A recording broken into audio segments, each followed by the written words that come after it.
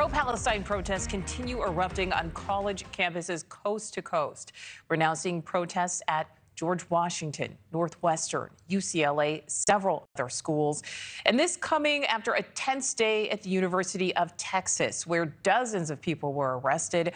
Protesters saying authorities stifled their free speech rights as state troopers moved in. We do have a lot to get to. We start this hour at Columbia University, where there's a standoff between school administrators and demonstrators in a tent encampment.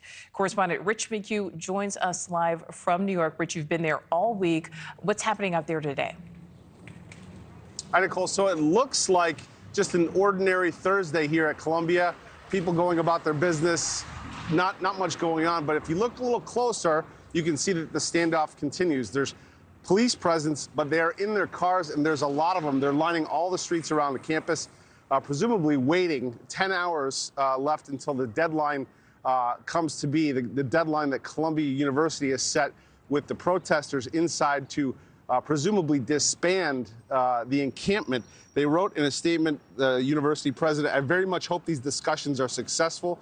If they are not, we will have to consider alternate options for clearing the West Lawn and restoring calm to campus so that students can complete the term and graduate."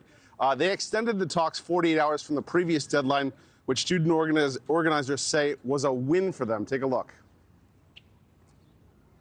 Our negotiation team has committed not to participate in a bargaining process so long as the university attempts to extract concessions by police or military force.